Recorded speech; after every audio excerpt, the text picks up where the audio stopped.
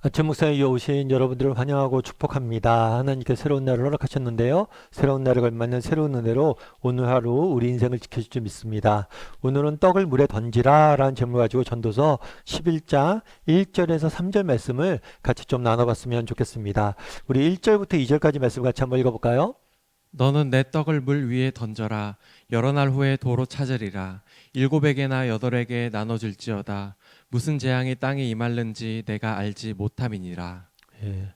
너는 내 떡을 물 위에 던지라 라고 이야기를 합니다.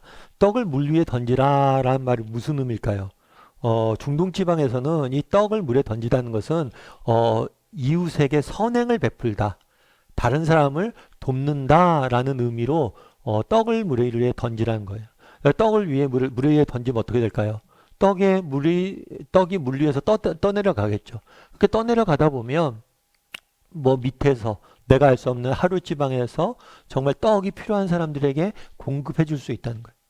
그래서 다른 사람을 도울 때 쓰는 표현이 관용적으로 쓰는 표현이 떡을 물에 던지는 거예요. 그래서 너는 다른 사람을 돕는데 열심히 다른 사람을 돕기 위해서 노력해라 이런 의미예요. 그러면서 뭐라고 얘기하냐면 떡을 내가 물 위에 던지면 여러 날 후에 도로 찾게 될 것이다. 그러니까 우리가 이렇게 다른 사람을 돕잖아요. 돕는데 이 돕는 것이 다 헛된 것이 아니란 거예요. 다 뭐예요? 우리에게 돌아온다. 다시 찾게 된다. 라는 말을 의미하는 거예요. 제가 어떤 책에서 읽었는데요. 어느 장로님이 계셨다고 그러더라고요. 이 장로님은 일본이 한국과 만주를 점령했을 때 삼양에서 중국 삼양에 큰 공장을 세우고 공장을 경영하고 있었을 때 그래서 이 공장을 경영하면서 중국 직원들이 거기서 일했을 거 아니에요? 그 부분들을 굉장히 잘 대우해 줬다고 그러더라고요. 사실 여러분들 이게 쉽지가 않잖아요. 우리가 사실은 뭐 우리나라 지금 뭐 국내에도 많은 외국인 노동자들이 들어와 있잖아요. 그런데 이 외국인 노동자들이 정말 인간적인 대우를 안 받고 지내는 경우들이 많잖아요. 참 그게 그들 잘 대주는 게 쉽지가 않아요. 그런데 이 장로님은 그곳에서 중국 직원들을 굉장히 잘 대해줬대요. 그런데 갑자기 일본이 또 전쟁에서 패망하고 그냥 중국에 뭐가 들어왔어요? 공산당이 들어왔잖아요. 갑자기 공산당이 중국 지역을 지배하게 되는 거예요. 그러니까 공산당이 지배하니까 뭐냐면 그동안에 있던 자본가들, 사업가들을 숙청하기 시작했어요. 모두 다 죽인 거죠. 재산을 뺏고. 그런데 감사하게도 이 장로님은 그 중국 직원들에게 잘 해주었잖아요. 대해줬잖아요. 그래도 중국 직원들이 이 장로님을 숨겨주었대. 그래서 무사히 뭐예요? 탈출하게 된 거예요. 여러분 우리가 왜 서로를 도와야 됩니까? 알 수 없어요. 어제 우리가 그 이야기를 했잖아요. 내일 우리가 어떤 일을 할지 어떻게 합니까? 정말 여러분 내일을 우리가 장담할 수 있어요? 정말 내일 어떤 일이 일어날지 장담할 수 있어요? 그런데 내일 우리가 장담할 수 있는 것이 있어요. 첫 번째는 어저께 뭐라고 배웠어요? 하나님께서 여전히 우리를 돌볼 것이란 거. 그리고 또 한 가지 있죠. 내일을 준비하는 정말 자세는 뭐예요? 정말 내 주변의 사람들에게 선을 베푸는 거. 그럼 언젠가 내가 어려움에 내일 빠질 수 있잖아요. 그러면 그 내가 선을 베풀었던 그 사람들은 아니더라도 다른 사람이 또 내게 선을 베푸는 거. 그래서 우리가 함께 지켜가는 거. 그래서 공동체가 소중한 거. 내가 다른 사람을 끊임없이 도울 때 또 누군가는 끊임없이 또 다른 사람을 도울 거야. 그랬을 때 내가 언젠든지 어려움에 빠질 수 있잖아요. 그랬을 때 뭐예요? 그 어려움들 다른 사람의 도움으로 내가 이겨낼 수 있을 것이다. 그러니까 뭐라고 얘기하냐면 너는 내 떡을 물 위에 던지라. 여러 날 후에 뭐예요? 도로 찾게 될 것이다. 우리의 선행이 무의미하지 않다는 걸. 반드시 우리가 뿌린 것들, 우리가 선행을 베푸고 다른 사람 섬긴 것들은 우리에게 돌아온다는 걸. 특별히 우리는 세상 사람들과 다르잖아요. 잠언 19장 19절에는 이렇게 되어 있어요. 같이 한번 읽어볼까요?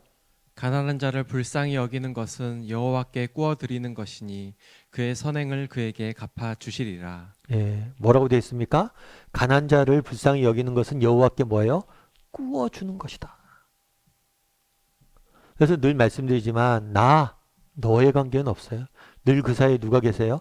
하나님이 계세요.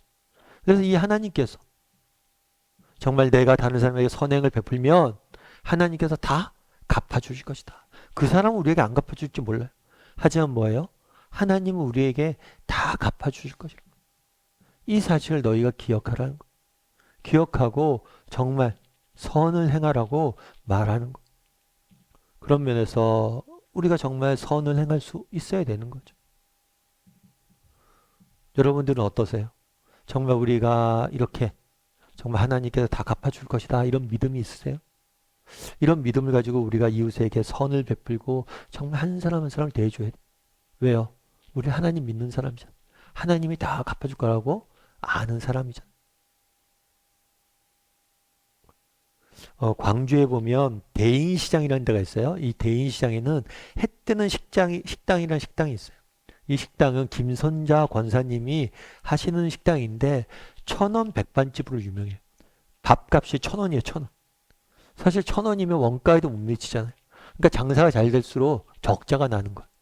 그럼 왜 이 권사님은 이런 장사를 할까요? 식당을 할까요?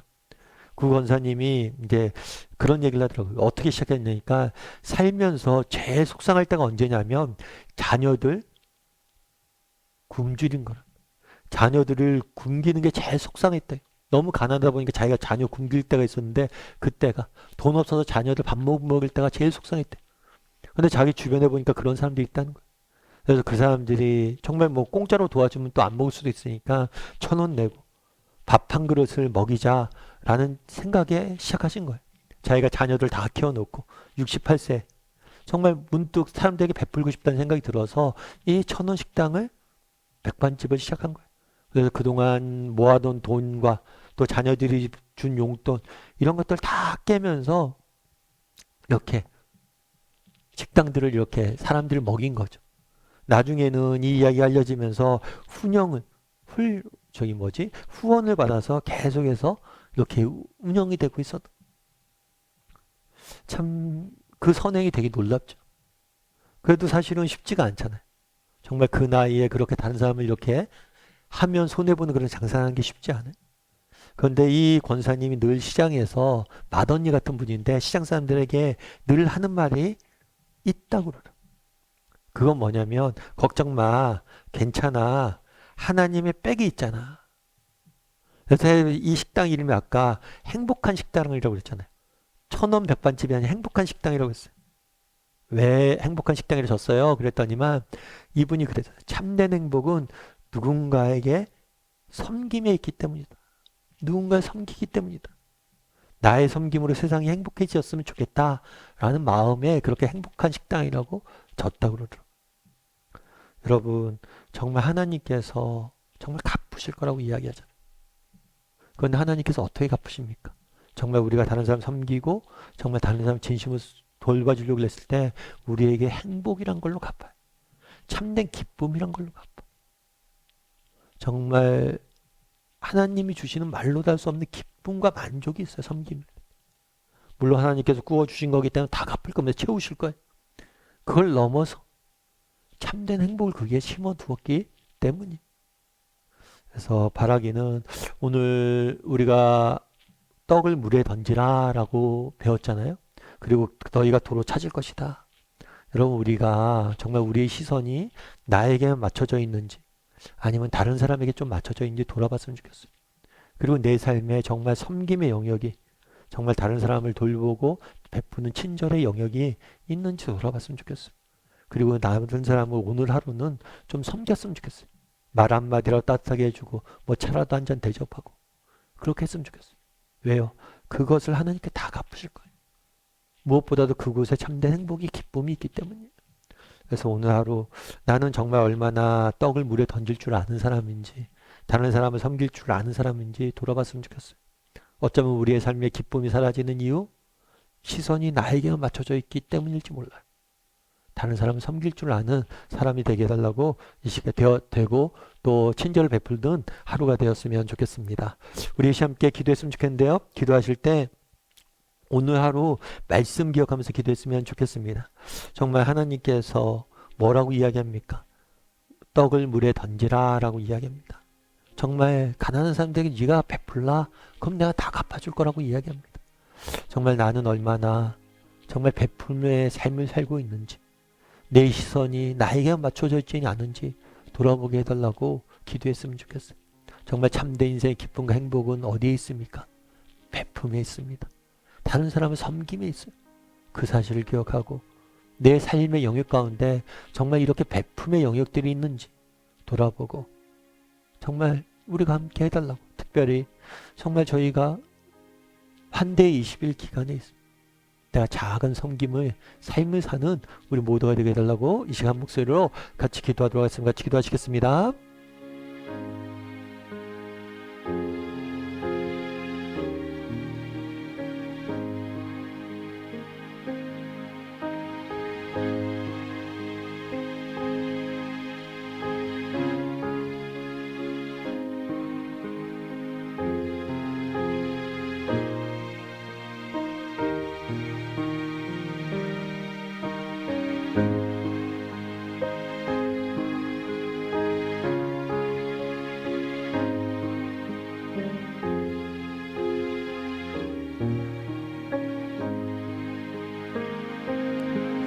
사랑의 하나님, 그날에 내 떡을 물에 던지라 라고 이야기합니다. 그럼 네가 도로 찾게 될 것이라고 이야기합니다.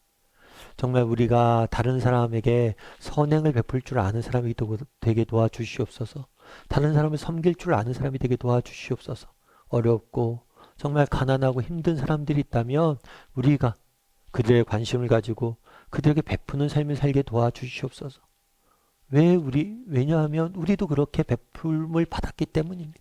그 사실을 기억하고 늘 베풀 줄 아는 우리 모두가 될 수 있도록 주여 은혜를 더하여 주시옵소서. 지금 당장 누군가를 섬기고 베푸는 것들, 대접하는 것들이 아무 의미가 없는 것처럼 느껴질 때가 있습니다. 그럴 때라도 그렇게 베풀고 뿌리다 보면 모든 것을 하나님께 거두게 하실 것을 믿고 한 걸음 한 걸음 베품의 삶을 사는 우리 모두가 될 수 있도록 주여 붙잡아 주시옵소서. 특별히 오늘 하루 살아갈 때 우리 주변에 따뜻한 말 한마디, 격려의 말 한마디, 차 한 잔이라도 대접할 줄 아는 그런 우리 모두가 될 수 있도록 주여 붙잡아 주시옵소서. 은혜 감사드리며 모든 말씀 예수님의 이름으로 기도드립니다. 아멘.